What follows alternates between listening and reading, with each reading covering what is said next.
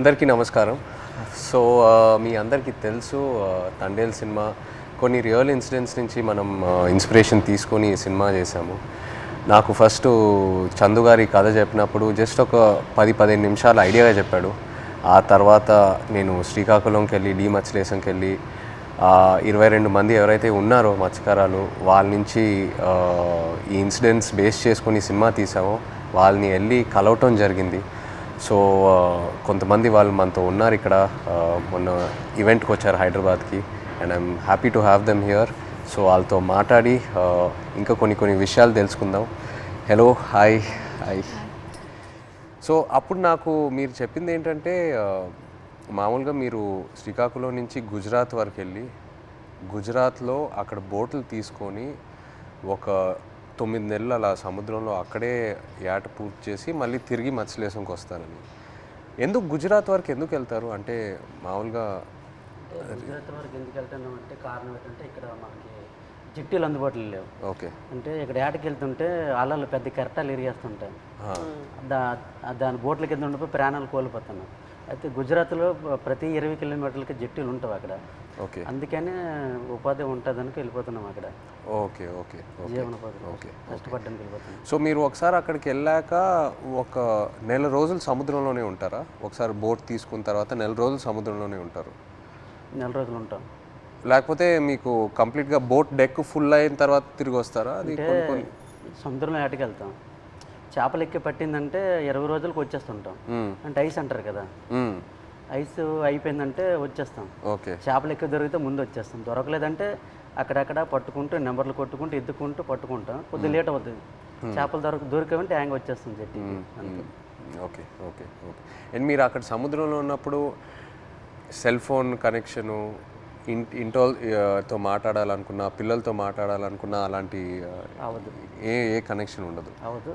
దగ్గరలో అవ్వద్దు. అంటే గుజరాత్ వేరే వాళ్ళు ఉంది కదా పోలవరం దగ్గర, దాని నెంబర్ కొడతాం. ఒక 200 కిలోమీటర్లు ఉందనుకో, ఆ స్టీరింగ్ పట్టుకుంటూ వస్తాం. దగ్గరలో ఒక 20-30 కిలోమీటర్లు టవర్ వస్తుంది మాకు.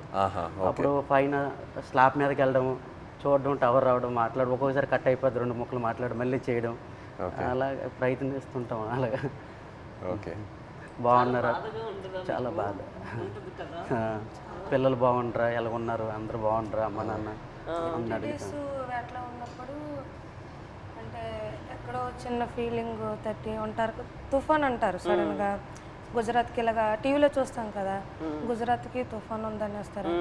తుఫాన్ ఎలాగుంటారు, ఎక్కడ ఏడ్ చేస్తారు అనేసి అనుకునేలోపు వీరు అక్కడ ఏది అందుబాటులో ఏ జట్టు ఉంటుంది, గోవా అవని మంగళూరు అవని ఏదో అవని, అక్కడికి వెళ్ళడము.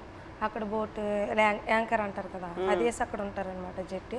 అప్పుడు మాకు కాల్ చేస్తారు. అప్పుడు మాకు ధైర్యంగా ఉంటుంది, ఆ జట్టికి వస్తారు తుఫాను దొరకకంట అనేసి మాకు ధైర్యం ఉంటుంది అనమాట. మీరు రోజుకి చూస్తూనే ఉంటారు. ఎప్పుడు వస్తారు తుఫాన్ కదా, గుజరాత్లో ఎలా ఉంటారు, ఎప్పుడు జట్టికి వస్తారని చూస్తే వీళ్ళు ఫోన్ రావాలి, అమ్మాయ్యా వస్తారు అనే ఫీలింగ్ అనేది ఉంటుంది. సో మీరు ఫోన్ పక్కనే పెట్టుకుంటారా? ఫోన్ అయితే పక్కనే ఉంటుంది. తుఫాన్లు అయినప్పుడు అయితే కరెక్ట్గా వచ్చినప్పుడు ఫోన్ అయితే ఇంట్లోనే ఉంటుంది. ఎప్పుడు ఫోన్ చేస్తారో తెలియదు కదా. అదే ఏట్లో ఉన్నప్పుడు నార్మల్ టైం, తుఫాన్ లేని టైంలో ఏట్లో ఉంటారు కదా, 30 డేస్ అయ్యగల ఇంక కాల్ వస్తుంది, పక్కన పెట్టుకోండి. కాల్ 30 డేస్కొని 1 డే అవతలైనా ఇంకా టెన్షన్ అనమాట. ఎందుకు రాలేదు, ఏమైంది అని. సో టెన్షన్ అనేది వచ్చేస్తుంది అనమాట. ఒక్కొక్కసారి అయితే ఎమోషనల్ అయిపోతాం. మన సినిమాలో కూడా సాంగ్ మోంటాజెస్లో ఉంది కదా, the calendar where you'd keep.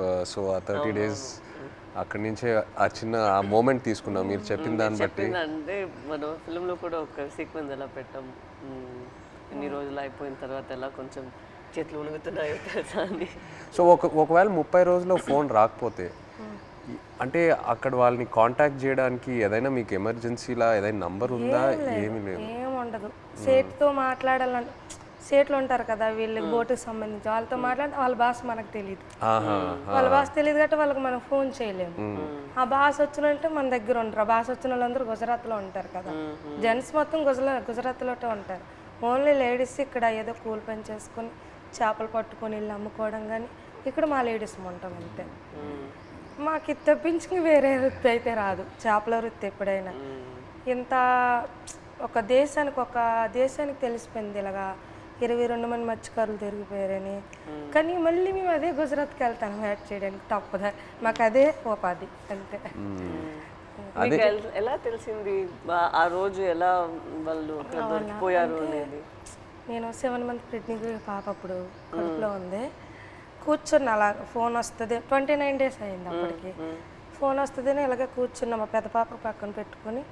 మా అమ్మకి కానీ చెప్తానని, మీ అల్లుడు వస్తారు ఇలాగ యాడ్ నుంచి ఫోన్ చేస్తారమ్మా చెప్పిన తర్వాత సరేలేని కూర్చున్నాను. ఫోన్ రాలే. ఉదయం మార్నింగ్ 10 అయింది, వేరే వాళ్ళు ఫోన్ చేశారనమాట నా మొబైల్కి, ఇలాగా మీ ఆయన పాకిస్తాన్కి దొరికిపోయారట అనేసి.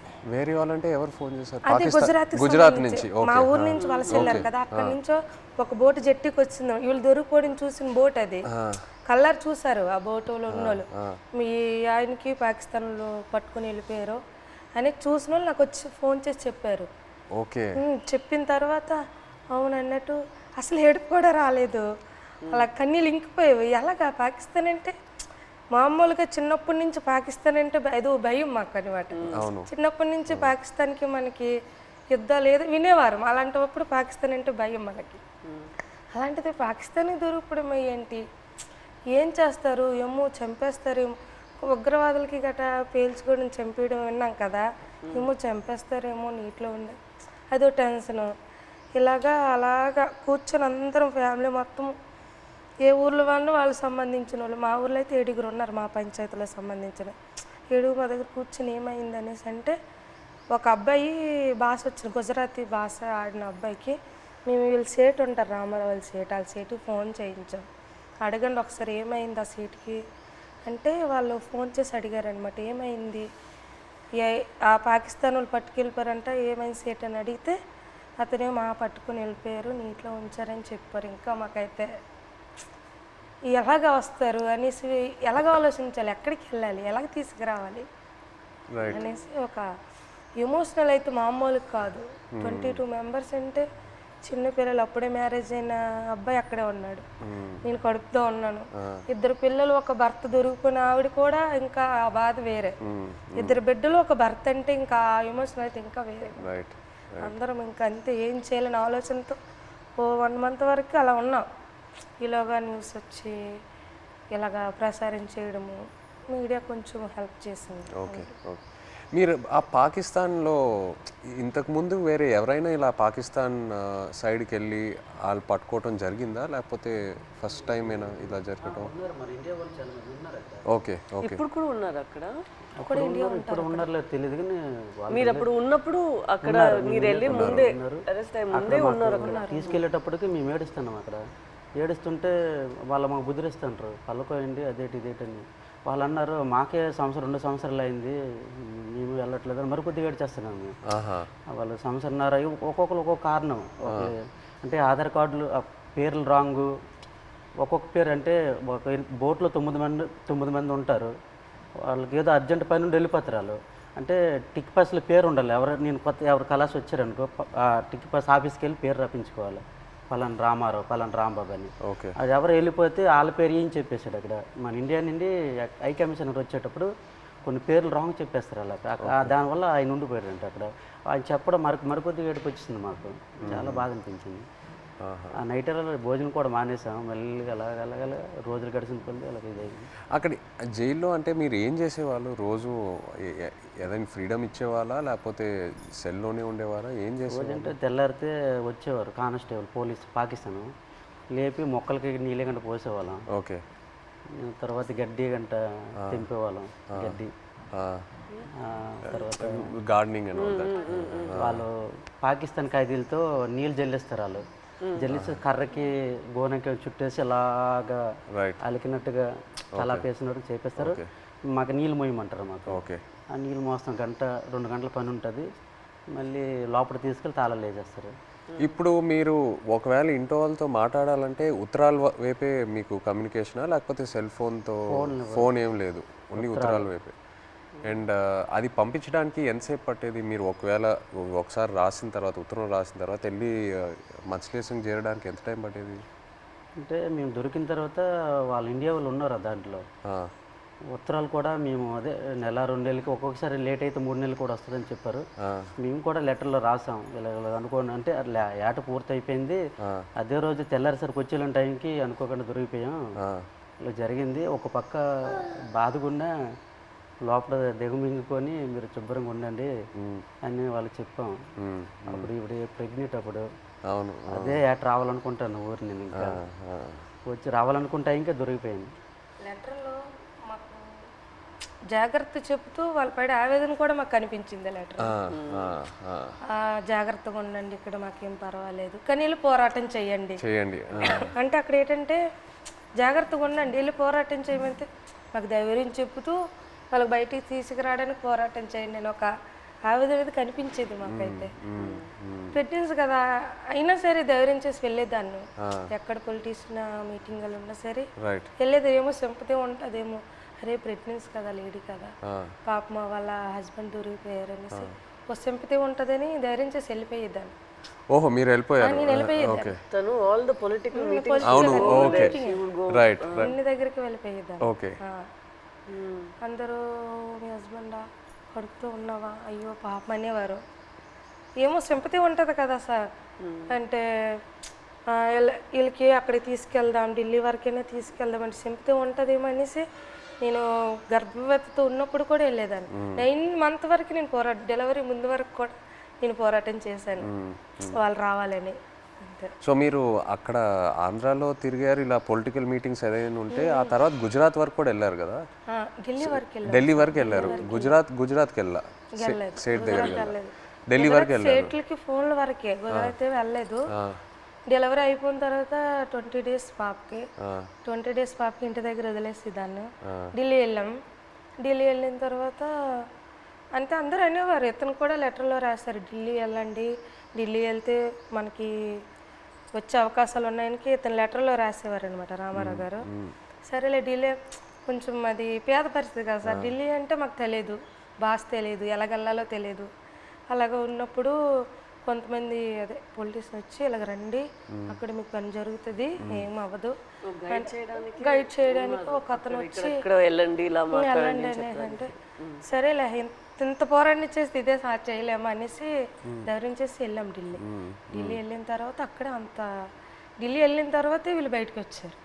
అంతవరకు ఆ 14 నెలలు అక్కడే ఉన్నారు. అతను అంబాసిడర్తో మాట్లాడడం కానీ ఉన్నారనడం కానీ. మెయిన్ మాకు బాధ కలిగించింది ఏంటంటే పుల్వామా దాడి. ఆ దాడి ఇలాగ మార్నింగ్ ఇలాగ టీవీ వేసాను, ఇలాగ మన ఇండియన్కి ఆర్మీకి ఇలాగ ఉగ్రవాదులు చంపేశారు, ఆత్మహత్య దాడి అయిందని తర్వాత అవునా ఎందుకు అనేసి వీళ్ళకి ఏం చేస్తారని ఇదో బాధ. మళ్ళీ అక్కడ మరి ఇండియన్స్ ఉన్నారు కదా సార్, ఏం చేస్తారని బాధలు ఉన్నప్పటికీ లెటర్స్ అయిపోయి 3 months. వచ్చిన లెటర్స్ బాగానే వచ్చి పుల్వామా దాడికి ముందు లెటర్స్ కంటిన్యూ అయ్యాయి. మేము పంపించింది అతనికి వెళ్ళేది, అతను పంపించింది మాకు వచ్చేది. కానీ పుల్వామా దాడి తర్వాత స్టాప్ అయిపోయింది. 3 months వరకు ఒక్క లెటర్ రాలే. ఇంకా మాకు ఇంకా టెన్షన్ ఇంకా ఎక్కువైపోయింది, అదో బాధ అనేసి ఇలాగా మరి ఇంకా లేదు ఉండొద్దు ఎక్కడ ఢిల్లీ వెళ్ళిపోతాం అనుకుని అందరం 22 ఉమెన్స్ అందరూ ఇంకా లేదు పదండి అనేసి 22 మంది వెళ్ళిపోదాం లేదు ఇంత మా ఓన్ డబ్బులు అనుకుని పదండి అనేసి ముందడుగేస్తాం అంతే. ముందడుగేసుకుని వెళ్ళిపోయామంతే. వచ్చిందో రాందో వెళ్ళాం. అక్కడికి వెళ్ళిన తర్వాత జయశంకర్ అని విదేశాంగ మంత్రికి కల్పించారు. ఇంగ్లీష్ రాదు కదా, ఏదో మా తెలిసిన భాషలు అంటే అతను మా కన్నీళ్ళు చూసి అతనికి అర్థమైపోయింది అనమాట. ఓ ఇంత బాధపడుతున్నారని ఏడుస్తాను. మా ఆవేదన చెప్తూ మా కళ్ళని నీరు వచ్చేస్తుంది. అది చూసి పాపం అతను తట్టుకోలేకపోయారు. వెంటనే ఫోన్ పాకిస్తాన్ చేశారు. మన ఇండియా అంబాసిడర్ చేసిన తర్వాత పర్లేదు ఉన్నారు ఇలాగ వస్తారు అని చెప్పారు.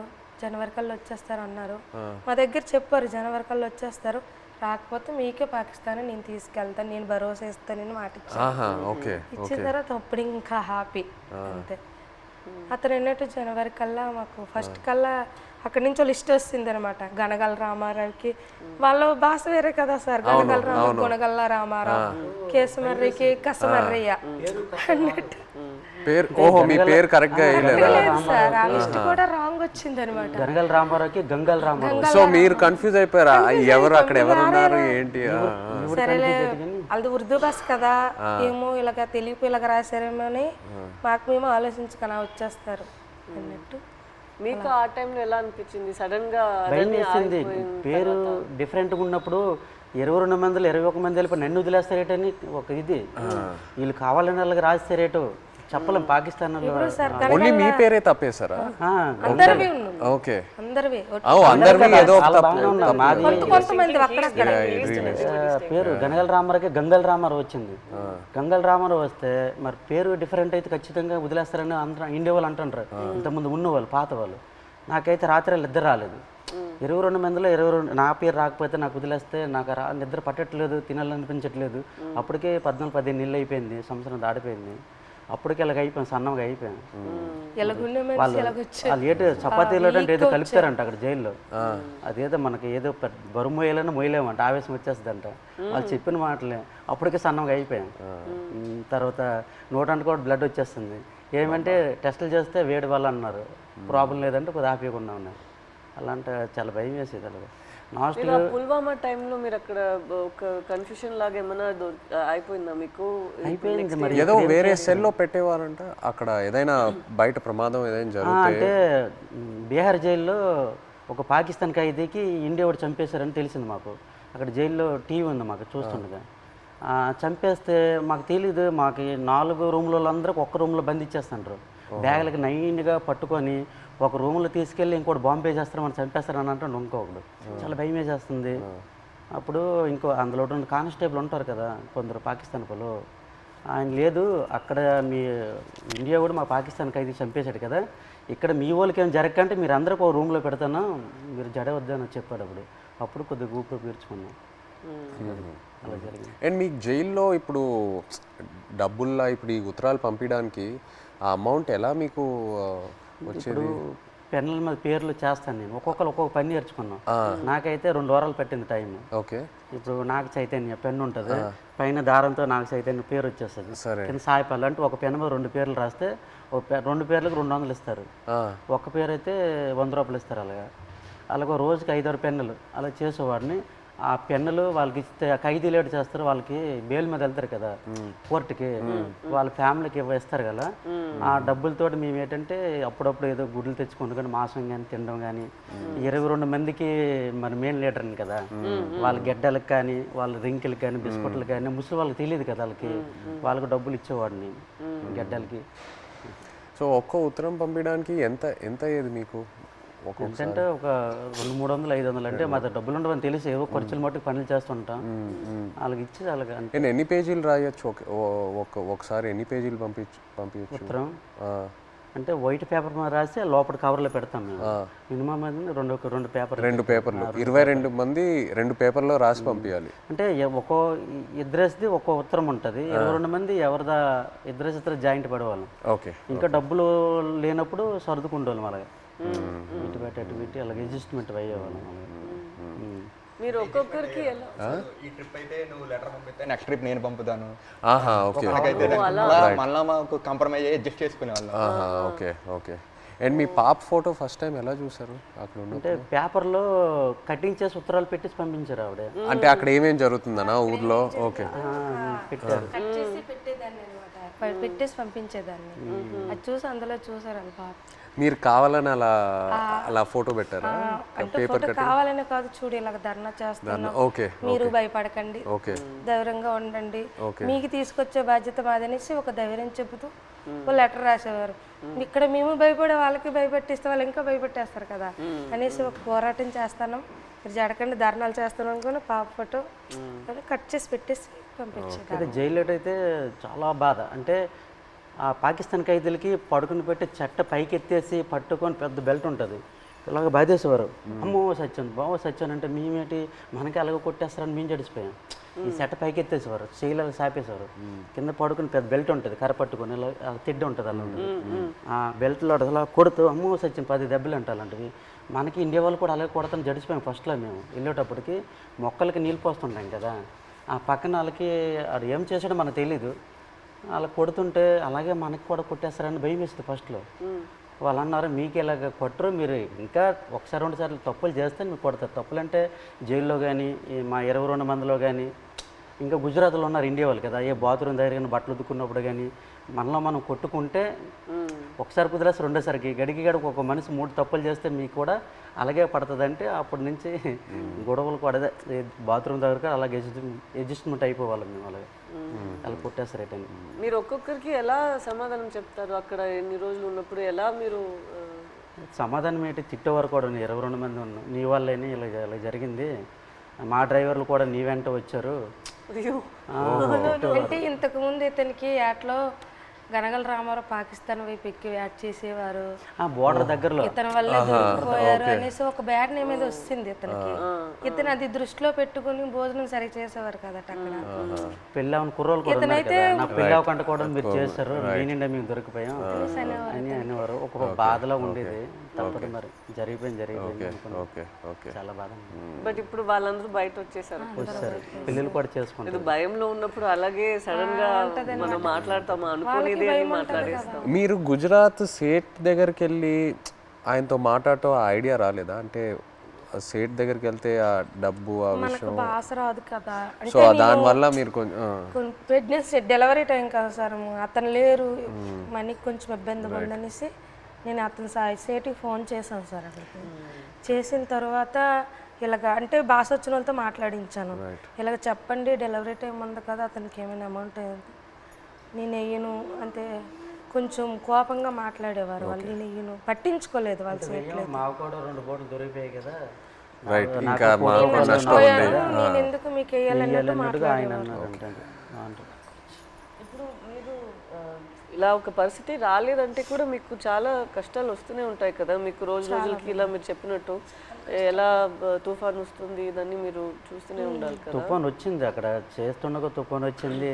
తర్వాత యాంటీ అని వైర్లెస్ మాకు పిడికి పడ్డా తిరిగిపోయింది, చాలా ఇబ్బంది పడ్డాం. తర్వాత బోటు మొత్తం నీరు అయిపోయింది, చాలా ఎదుర్కొన్నాం అన్నీ. ఒక్కొక్కసారి బోట్లు మునిగిపోతున్న టైంలో పక్కన బోట్ వచ్చి మనుషులకు కాపాడేవారు, బోట్ మాత్రం మునిగిపోయేది. కానీ అక్కడ పక్కన బోట్ లేకపోతే ప్రాణాలు కూడా కోల్పోతారు. అలాంటి పరిస్థితి ఇదని వాళ్ళు చెప్పినప్పుడు మీరు మీ ఆయన దగ్గర అడగలేదా, మీరు ఎందుకు ఈ పని చేస్తున్నారు, మాతోనే ఉండండి, ఇక్కడే ఏమైనా పని చేయండి, మీరు అట్లా ఏం అడగలేదా? లేదు మేడం, అలాంటి ఉపాధి అక్కడ లేదు, మా సైడ్ లేదు. అక్కడికి వెళ్తేనే మాకు మేము అంటే ఇక్కడ రూపాయి వేస్తే అక్కడ 2 రూపాయలు లేదు. ఇక్కడ నెలనోలే లైక్ ల్యాండ్ ఇట్ సెల్ఫ్ వేరే ఏమైనా ఒక పని మనం చేసుకోవాలి కదా, ఇంత రిస్కీగా ఎందుకు? చాలా మంది డిగ్రీ ఇవన్నీ చదువుకుని ఉన్నారు చాలా మంది, చేసిన వాళ్ళు కానీ జాబులు రావట్లేదు. మంచిగా ఎస్టీ జాబితాలో ఏదో చేరిస్తే మాకు జాబులు వస్తామని అంటారు, కానీ చదువుకున్న జాబులు రావట్లేదు. అందుకే ఎక్కువ వలసలు వెళ్ళిపోతారు. చాలామంది చదువుకున్న వాళ్ళు కూడా వెళ్ళిపోతుంటారు.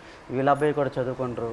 చాలామంది డిగ్రీలు ఇంటర్లు చదువుకున్న జాబులు రాక వెళ్ళిపోతుంటారు. మా మధ్యకి ఎస్టీ జాబితాలో చేరిస్తేనే ఆ జాబులు వస్తావంటే దానికోసం ప్రయత్నిస్తాను, కానీ ఇక ఎవరు సరిగ్గా పట్టించుకోవట్లేదు. ఎందుకు మాకు జాబులు రావట్లేదు అర్థం కావట్లేదు. సో మీరు శ్రీకాకుళం నుంచి లెటర్స్ పంపిద్దాం అనుకున్నారు కదా పాకిస్తాన్కి, అప్పుడు జైల్లో ఉన్నప్పుడు. అప్పుడు ఇక్కడి నుంచి లెటర్లు పంపించడానికి ఏదైనా ఇబ్బంది ఉండిందా? ఇబ్బంది ఉంది. ఇక్కడ నుంచి లెటర్స్ అంటే వాళ్ళు అడ్రస్ రాశారనమాట, ఇలా పంపించండి, టు అడ్రస్ ఫ్రమ్ అడ్రస్ అన్నట్టు ఉంటుంది, ఇలా పంపించండి అని రాశారు. అలాగే మేము పోస్ట్ ఆఫీస్కి వెళ్ళి ఇలాగ రాస్తే పాకిస్తాన్ రాస్తే వాళ్ళు చదివారు, పాకిస్తాన్ ఏంటి, పాకిస్తాన్కి మీకేం సంబంధం, మీరు పాకిస్తాన్కి లెటర్ వేయడం ఏంటి, ఇలాగ అడిగేవారు అనమాట. చాలా ఇబ్బంది పెట్టేశారు. 2-3 డేస్ వాళ్ళకి ఇలాగే ఇబ్బంది పెట్టేస్తే మేము ఈ స్టోరీ మొత్తం చెప్పిన తర్వాత వాళ్ళు అప్పుడు ఒప్పుకున్నారు. తర్వాత మేము ఏదో పాకిస్తాన్ నుంచి వచ్చినట్టు, వీళ్ళు పాకిస్తాన్ వాళ్ళు, మీరు వేయడం ఏంటి పాకిస్తాన్ అనేసి వాళ్ళ క్వశ్చన్లు అడిగేవారు. చాలా ఇబ్బంది పెట్టేశారు. తర్వాత ఈ స్టోరీ మొత్తం చెప్పిన తర్వాత అప్పుడు నమ్మారు. అంతే. మీ ఫ్యామిలీ ఎవరు చెప్పలేదా మీకు ఇలా చేపలు పట్టుకున్న వాళ్ళని పెళ్లి చేసుకోకూడదు, ఇలాగే ఉంటుంది మీకు, ఇదన్నీ ఎందుకు, లేదంటే ఎందుకు లవ్లో పడుతున్నారు మీరు ఇలా రిస్కీ లైఫ్లో ఉన్న వాళ్ళతో, అలా ఏమి ఎవరు చెప్పలేదా? ఏదండి అదే మీరు ఎవరు చెప్పలేదా? అమ్మ నాన్న వాళ్ళు ఎవరు లేదు, ఇక్కడ ఉన్న వాళ్ళే చెప్పినా అవి లవ్లో ఉంటాం కదా, అవి కనిపించదు అనమాట. అంతే, లవ్లో ఉంటే అతనే కావాలన్నట్టు ఉంటది అంతే. ఎంత రిస్క్ అయినా పర్లేదు ఇలాగే ఉండిపోతుంది. అతనే కావాలి. మన తండేల్లో సత్య అండ్ రాజు లాగే ఒక రకంగా. సార్ ఇప్పుడు మేము పాకిస్తాన్ దొరికి భారతదేశం మొత్తం తెలుసు కదా, ఈ కథ తీయాలని మీకు ఎలాగనిపించింది? మా ఇంటికి రావడం, తినడం, చేయడం చాలా హ్యాపీ అనిపించింది. మీకు ఎలాగ ఆలోచన వచ్చింది తీయాలని? ఎంతమంది తెలుసు కదా, చాలామంది ఉన్నారు, ఎవరికి రాని ఆలోచన మీకు ఎలాగొచ్చింది? లేదు, చాలా అంటే ఫస్ట్ నాకు చందు ఈ కథ చెప్పిన తర్వాత కార్తిక్ వచ్చి నాకు ఈ ఐడియా చెప్పాడు. ఆ తర్వాత చందు నాకు నేను సినిమాలో ఇలా ఇలా ఒక స్క్రీన్ ప్లే ఇలా తీద్దాం అనుకున్నాను చెప్పిన తర్వాత బాగా ఎక్సైట్ అయ్యా. వెంటనే మనం శ్రీకాకుళంకి వెళ్ళి మత్స్యలేశంకి వెళ్ళి అందరినీ కలుద్దాము, అక్కడ వాళ్ళని కలిస్తే నాకు ఇంకా మంచి ఐడియాస్ వస్తాయని చెప్పి అక్కడ వచ్చి మీతో ఆ రోజు స్పెండ్ చేయడం జరిగింది. ఆ తర్వాత వైజాగ్కి వెళ్ళి పోర్ట్లో మళ్ళీ సముద్రంలోకి వెళ్ళటం అదంతా జరిగింది. కానీ మిమ్మల్ని వచ్చి కలిసాక నాకు అర్థమైంది ఈ క్యారెక్టర్లో, ఈ కథలో ఇంకా ఎన్ని లేయర్స్ ఉన్నాయి, ఎన్ని కష్టాలు ఉన్నాయి, ఎన్ని హై పాయింట్స్, ఇన్స్పైరింగ్ ఎలిమెంట్స్ ఎన్నో ఉన్నాయని. సో ఇప్పుడు తండేలు అంటే దాని మీనింగ్ ముందే మీకు తెలుసా? కార్తిక్ చెప్పి లేదు, తండేలు అంటే అంతకుముందు తెలీదు. తండేలు అంటే మనకి ఈ బోట్ క్యాప్టెన్ లీడర్ అనేది ఒకసారి నాకు కథలోకి వచ్చాకే తెలిసింది, అంతకుముందు తెలియదు. మాకు అక్కడ తండేలు అంటారు గుజరాత్లో. అదే వాండర్లో మాకు తండేలు అంటే చిప్పి నడిపించే వారిని తండేలు అంటారు అక్కడ. అందుకే ట్రైలర్లో కూడా డైలాగ్ వేసాం, తండేలు అంటే ఓనరా కాదు, లీడర్. చాలా బాగా వచ్చింది సార్. అయితే సార్ అక్కడ ఎంత బాధపడ్డామో అంత హ్యాపీగా ఉంది ఈరోజు. ఎందుకంటే అది ఒక జీవితంలో గుర్తుండిపోద్ది అలాగా మా రియల్ స్టోరీ. ఇప్పుడు మేడం మీకు అంటే మేమైతే రియల్గా అన్నీ మా బాధలన్నీ తెలుసు మాకు, మేము పడే ఆవేదన. కానీ మీకు ఎప్పుడైనా షూటింగ్లో ఒక సీన్ చెప్పినప్పుడు, అదే ఎమోషనల్ సీన్ చెప్పినప్పుడు కానీ ఆ సీన్కి ఎప్పుడైనా మీరు ఎమోషనల్ అయ్యారా? అరే వీళ్ళు ఎంత బాధపడ్డారు అన్నట్టు మీకు ఎప్పుడైనా అనిపించిందా? మాకు మీ వే ఆఫ్ లైఫ్ రోజు రోజు మీరు ఎలా గడుపుతున్నారో అదే నాకు ఒక పెద్ద ఆశ్చర్యం. మీరు ఎలా చెప్తారు, నేను రోజుకి తుఫాన్ అక్కడ వస్తుందా, ఏమవుతుంది అని ఒక రోజుకి ఎలా మీరు గడపగలుగుతారు? నెక్స్ట్ రోజు లేచి అది నిజ లైఫ్లో నేను అది చేయగలుగుతాను అంత నాలో ఆ శక్తి ఉందని నాకు తెలీదు. సో ఒక్కొక్కసారి అలా చేసినప్పుడు మనం ఫిల్మ్లో నాకు ఈ ఆలోచనే వస్తుంది, వీళ్ళకి ఎక్కడి నుంచి ఆ ధైర్యం వస్తుంది? ఎందుకంటే నార్మల్గానే మనం అందరికీ ఇలా ఒక పరిస్థితి వస్తుంది అని మనకు తెలీదు. అక్కడ అలా ఉన్నప్పుడు మనం ఎక్కడ వెళ్ళాలి, ఎక్కడి నుంచి షురూ చేయాలి, అక్కడి దాకా వెళ్ళాలి, వాళ్ళని ఎలా బయట తీసుకురావాలి అనేది ఒక పెద్ద మనమే మన లోపల చెప్పాలి, లేదు ఇది అయిపోతుంది మన అలా ఈ థాట్ని వదలకూడదు మధ్యలో. సో అది మీరు అందరూ ఎలా చేశారు అని ఆ థాటే నాకు ఉంది. నాకేం కష్టం అనిపించట్లేదు, బట్ మీరందరూ ఎంత కష్టం తీసుకున్నారో అదే నాకు ఆశ్చర్యం వచ్చింది అంతే. ఏ సీన్కి ఎమోషనల్ అయ్యారా మీరు? సీన్ చెప్తారు కదా ఎలాగ ఉంటుంది moments, and a dialogue emotional అయ్యారా చెప్పేటప్పుడు అనేసి? మనం కొన్ని విషయాల్లో మీరు చెప్తున్న దాంట్లో నుంచి తీసుకున్నాము, కొన్ని విషయాల్లో మనమే ఒక డ్రామా లాగా తీసాము. సో ఆ డ్రామాలో ఎక్కడ నేను లేని సీన్స్ కొన్ని ఉన్నాయా, అక్కడ నాకు చాలా బాధ అనిపించింది. నా సీన్స్ ఏముందో అది వేరొక డ్రామాలో వెళ్తుంది, బట్ నిజంగానే ఒక రోజుకి ఎలా వాళ్ళు ఏం జీవిస్తున్నారో కొన్ని క్యారెక్టర్స్ ఉన్నారు, వాళ్ళకి జరిగిన పని, వాళ్ళు చెప్తున్న మాటలన్నీ విన్నప్పుడు నాకు అప్పుడు బాధ అనిపించింది. నాది కన్నా వాళ్ళది నేను విని చాలా బాధపడ్డాను. మీరు ఢిల్లీ వెళ్ళటం ఆ ఎపిసోడ్స్ మీరు నాకు శ్రీకాకుళంలో చెప్పినప్పుడు బాగా ఎమోషనల్గా అనిపించినాయి. మీరు ఢిల్లీకి వెళ్ళి ఎలా పోరాడారో అక్కడ.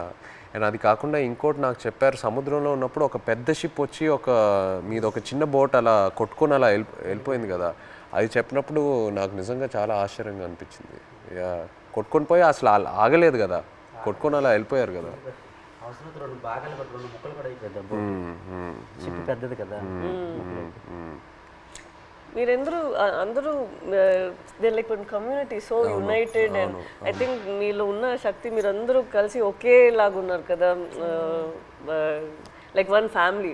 ఒక ఫ్యామిలీ అర్థమైంది, బట్ మీరు అందరి ఒకే ఫ్యామిలీ కదా. సో ఒక్కరికి ఇది జరిగిందంటే అందరికి అది జరిగినట్టే. ఏ ఫ్యామిలీకి అలా జరగకూడదు. మా ఫ్యామిలీలో ఒకేసారి దొరికిపోవడం అంటే చాలా బాధాకర విషయం. నేను డ్రైవర్ మెయిన్ తండ్రి కనుక ఆ లైన్కి బోటప్ చెప్పినట్టు మా బావగారు, తర్వాత మా ఎర్రీకి బామ్మరిదే అంటే అన్నయ్య, నేను బోట్ ఆఫ్ చెప్పాను. ఈ బోట్ ఆఫ్ చెప్పిన ఓనర్లు అంతా నా వెనక పంపించారు. ఈ రామారావు ఎక్కి చేపలు పడతాడు, ఈ నేతను వెనకెతలు వెళ్ళండి చేపలు ఎక్కి దొరికితే అనుకుని నాకు వెనకాల పంపించడం, దొరికిపోవడం చాలా బాధాకరం అనిపిస్తుంది. ఇలా జరుగుతుంది అనుకోలేదు. సో లాస్ట్ క్వశ్చన్ అంటే తండేల్ 2 ఉందా? మీరు ఆ రోజు ఈవెంట్లో ఏదో జోక్ వేశారు కదా, చెప్పండి.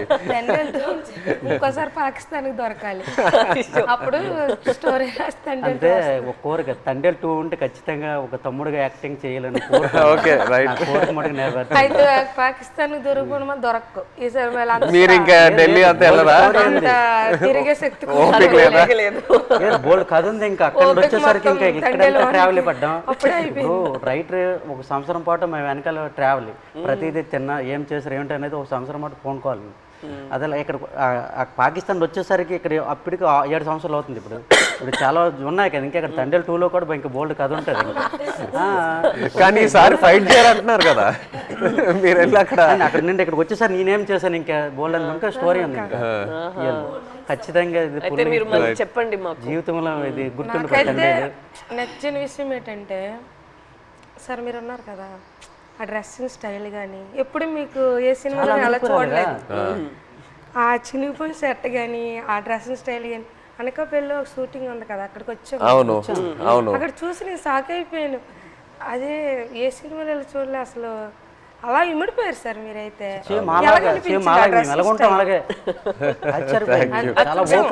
అదే నేను చెప్తున్నా కదా, మిమ్మల్ని వచ్చి అప్పుడు కలిసి మీతో టైం స్పెండ్ చేశాకే నాకు ఆ క్లారిటీ వచ్చింది. ఓకే మనం ఇలా క్యారెక్టర్ని ఇలా డిజైన్ చేయాలి.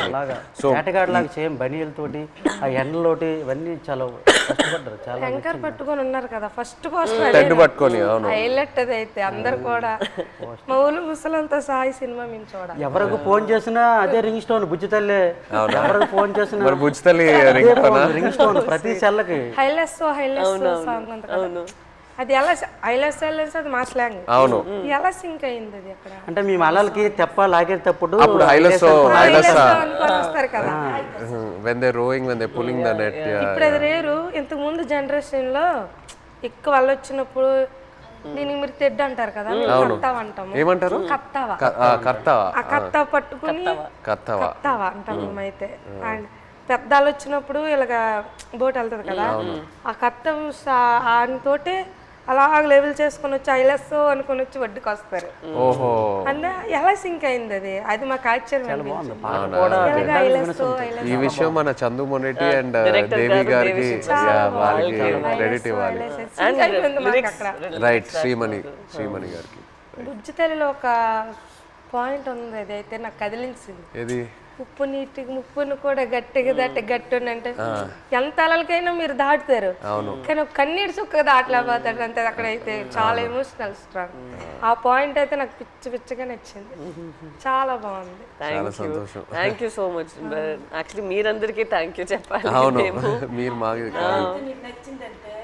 పూర్వ జన్మలో అదృష్టం చేసుకున్నాం. అట్లా ఏం లేదు, అట్లా ఏం లేదు. జీవిత రియల్ జరిగింది. ఇంకో ఎన్నో విషయాలు చెప్పాలి, బట్ మనకి సినిమా పరంగా ఓన్లీ 2 గంటలే ఉంది. బట్ ఇంకా ఎన్నో చెప్పాలి. ఫ్యామిలీకి ఈ కథ నచ్చిందంటే మా అదృష్టం సార్. అది బొమ్మ దద్దరెళ్ళిపోతుంది సార్. రాజులమ్మ జాతరే పొలిటీషియన్ అనడం లేదు, రాజులమ్మ జాతరే పొలిటీషియన్ అనడం లేదు, కానీ పొలిటీషియన్ చూస్తే ఇంకా బాగా ఏమో అనిపిస్తుంది మాకు. అంటే చూస్తారే వచ్చుకోరు జట్టీలు లేవు, వాళ్ళకేం తెలుస్తుందేమో ఒక నమ్మకం. ఇంకా జట్టి స్పీడ్గా అవుతుందేమో. జట్టు ఉంటే మాకు ఎలాంటి ఇబ్బందులు ఉండవు సార్. మా కోసం మత్స్యకారుల కోసం ఏదేని ఒక మంచి పని చెయ్యండి సార్. అదేనే మీకు వీలైనంత తప్పకుండా అందరి కోసం, మా కోసం అని కాదు, మత్స్యకారుల కోసం. 8 మంది హీరోలు ఉంటుండగా మీరు మా జీవితాన్ని ఎంచుకున్నారు. తప్పకుండా అది పెద్ద. మేము అనుకున్నాము రిలీజ్ ముందే మీకు ఒకసారి చూపిద్దామని, బట్ మీరు ఐ థింక్ థియేటర్ లో చూస్తే శ్రీకాకుళంలో థియేటర్ లో మీరు అందరూ వెళ్ళి చూసి ఖుషిగా అవుతుంది. నేను అనుకుంటున్నాను మీకు సినిమా నచ్చితే మాకు ఎంతో సంతోషం.